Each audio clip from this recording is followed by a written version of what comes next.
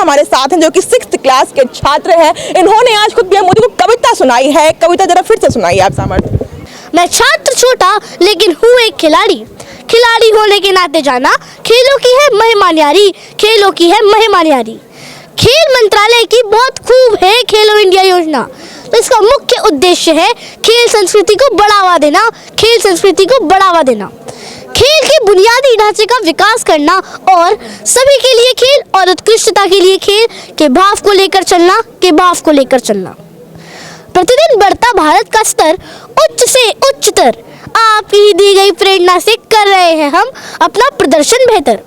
पुनः नवनिर्माण के आपके आह्वान पर तैयार है हम अपनी कमर कसकर। इसी विलक्षणता से प्रेरित होकर हमारे ही मित्रों ने उकेरा है इन चित्रों को, देखकर इनके हौसले नूतन दिशा देते हम अपने मानस पटल को। खेलों के कीर्तिमानों से स्तब्ध ये जगत है, यही समय है, सही समय है, फहराना विकसित भारत का ध्वज है, फहराना विकसित भारत का ध्वज है।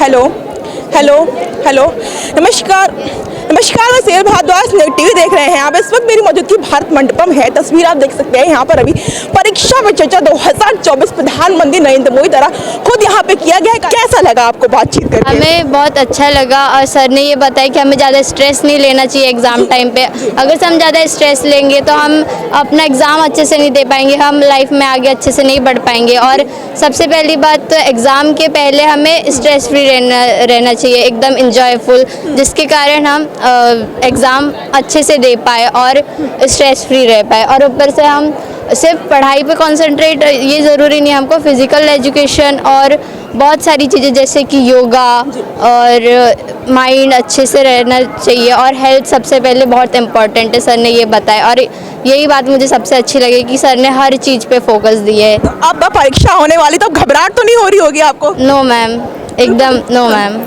क्योंकि अब हम लोग जाएंगे तो जस्ट हमारे एग्ज़ाम आने वाली है, लेकिन सर के कारण अब बहुत स्ट्रेस फ्री लग रहा है। हम लोग को सिलेबस तक सीमित नहीं रहना है, हमको एक्स्ट्रा नॉलेज भी प्राप्त करना चाहिए। ये चीज़ मुझे सबसे अच्छी लगी। आपको क्या कुछ अच्छा लगा? सोने के बारे में उन्होंने कुछ टिप्स दिए थे? यस मैम, उन्होंने बोला था कि नींद बहुत ज़्यादा ज़रूरी। सर ने बताया था अपने बारे में कि वो जब एक्टिव होते हैं तो बहुत ज़्यादा एक्टिव होते हैं और जब वो सोते तो उनको 3 सेकंड में बहुत गहरी नींद रहती है। तो हमें नींद भी प्रॉपरली लेना चाहिए और एग्ज़ाम दे टाइम हमें कॉन्फिडेंस अपने अंदर रहना चाहिए, वरना हमको रियल आंसर भी पता होता है तो हम गलत लिख के जाते हैं।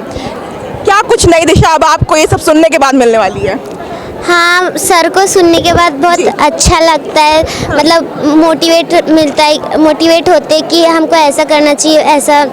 लग रहा था कि भारत के प्रधानमंत्री आपसे खुद बात कर रहे हो?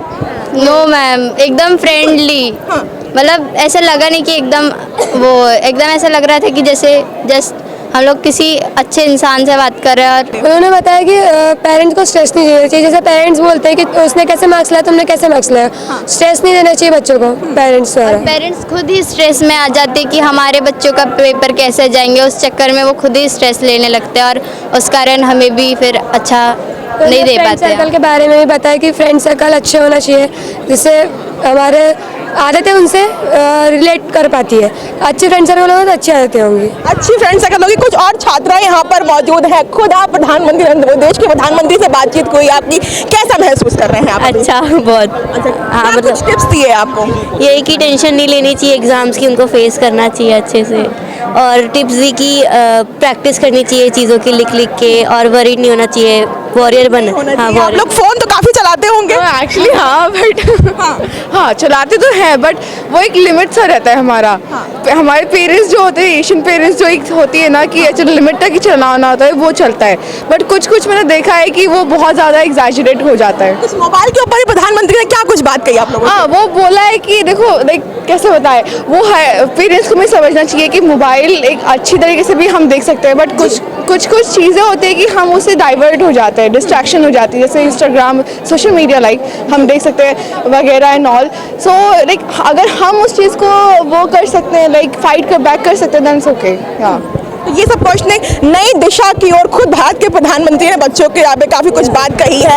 आपको कैसा लगा? मैम, ये जैसे कि प्रधानमंत्री सर ने जो बताया बच्चों को एग्ज़ाम का जो डर होता है, वो अगर देखा जाए कि बच्चों को एग्ज़ाम को डर के नहीं, हमें एक उत्सव की तरह मनाना चाहिए।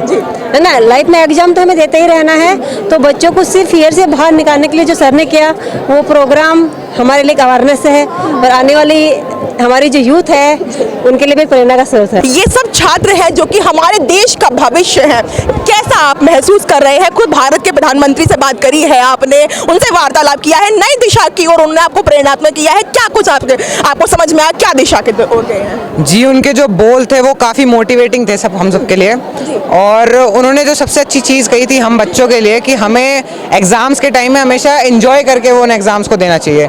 ये किसी का पीयर प्रेशर या फिर ये नहीं कि कंपटीशन तो चलो अच्छी बात है, पर ये नहीं करना चाहिए कि ये आगे बढ़ गया, वो तेरी ये मैं कैसे कर सकता हूँ, मतलब इतना बर्डन नहीं होना चाहिए। एग्ज़ाम रिलैक्स होकर देना चाहिए हमेशा, कोई पीयर प्रेशर या कोई किसी चीज़ के बर्डन। कोई नई टिप उसको जो आपको बहुत ही ज़्यादा अच्छी लगी कि अब मैं इसको टिप को ज़रूर मानूंगा? हाँ, ये टिप है कि मैं हर बार जब एग्ज़ाम देखता हूँ ना, मैं आसपास देखता हूँ कि ये तो मेरे से आगे निकल गए, मेरे से आगे कैसे निकल गए। उन्होंने बोला आप उनके बारे में सोच क्यों रहे हो, अपने बारे में सोचो ना, कि आप उनके मार्क्स क्यों देख रहे हो, अपने मार्क्स देखो कि आपके कितने मार्क्स आ रहे हैं, अपने हिसाब से देखो, तो उनको नहीं देखना है। आप अपने बारे में सोचो और जो आप चाहते हो आप वही करो। जो आप चाहते हो वही करो। कंपटीशन का टाइम है, लेकिन कंपटीशन को लेकर भी खुद पीएम मोदी ने एक लाइन बोली थी, क्या आप उसको बताना चाहेंगी, कैसे? कंपटीशन, बच्चे डर जाते हैं किसी भी कंपटीशन से, उसको करना नहीं चाहते हैं। तो आप परीक्षा आ रही है, आपको डर लग रहा है? Yes ma'am. अभी भी डर लग रहा है आपको? अच्छा, आप कैसा महसूस कर रही हैं? मैम अच्छा लग रहा है अभी। तो नई दिशा की ओर प्रधानमंत्री ने खुद बात करी है, क्या कुछ आपको जो लाइन सबसे अच्छी आपको लगी हो? मैम फैमिली में मतलब वो इक्वलिटी, मतलब ज़्यादा झगड़ा वगड़ा जो करते हैं वैसे नहीं होना चाहिए, जो उन्होंने बताए थे वो अच्छी लगी थी। टेक्नोलॉजी को लेकर खुद पीएम ने बहुत अच्छी से बात कही है। सर, आप क्या कुछ कहना चाहेंगे? आप खुद एक टीचर हैं। पीएम सर ने कहा कि जो मोबाइल जो है पेरेंट्स खुद यूज़ करते हैं और बच्चों को कहते हैं कि मोबाइल यूज़ नहीं करना है, तो बच्चों को पेरेंट्स में ये होना चाहिए कि मोबाइल की खासियत बताए, उसमें अच्छी चीज़ें क्या क्या सर्च की जा सकती है ये बताएं, ना कि उनको मोबाइल से दूर करने की कोशिश करें। और उन्होंने ये भी कहा कि ज़्यादातर फैमिलीज़ में मोबाइल में लॉक लगा रहता है, ताकि बच्चा उनकी सेव हुई सुरक्षित की हुई चीज़ें ना देख पाए। तो ऐसा विश्वास डेवलप करना चाहिए अपने परिवार में, और वो लॉक है वो लॉक हटाना चाहिए, ताकि आपका मोबाइल आपका बच्चा भी देख सके, आपकी पत्नी भी देख सके और बाकी सभी देख सके। हमने ये एंटी बुलिंग पोर्टल अपने स्कूल लेवल पे ही अभी बनाया है। अभी इसकी अभी फर्स्ट इनिशियल स्टेज ही है, और यहाँ पर बच्चे आकर अपनी प्रॉब्लम को काउंसलर के साथ रिपोर्ट कर सकते हैं। वे बता सकते हैं कि अगर वह खुद बुली हुए या उन्होंने किसी और को बुली होते हुए देखा है। साथ ही वे आर्टिकल्स भी लिख सकते हैं, बाकियों को भी इस अन्याय के खिलाफ जागरूक कर सकते हैं, और लिखे हुए आर्टिकल्स भी पढ़ सकते हैं। यह अभी अपनी इनिशियल स्टेज में है, बाकी आगे जाके हम इसे नारी शक्ति से भी लिंक करना चाहते हैं, और इसमें पैनिक बटन का इंटीग्रेशन करके हम एक ऐसा सिस्टम करेंगे पोर्टल पर कि अगर कोई महिला डेंजर में है तो वह उस पैनिक बटन पर जब क्लिक करेगी तो उसकी लोकेशन नियरेस्ट पुलिस स्टेशन पर जाएगी। तो इतनी अच्छी सोच आपको कहाँ से आई? ये खुद का हमने स्कूल में एनवायरनमेंट देखा, टीचर्स ने इतना हेल्प करा, हमारी प्रिंसिपल ने इतना हेल्प करा, पेरेंट्स ने, तो इट वाज कंबाइंड एफर्ट। देश के प्रधानमंत्री से आज आप लोगों ने उनके मोटिवेशनल स्पीच आपने लिया है, क्या कौन सी आपको जो बात है सबसे अच्छी लगी आपको?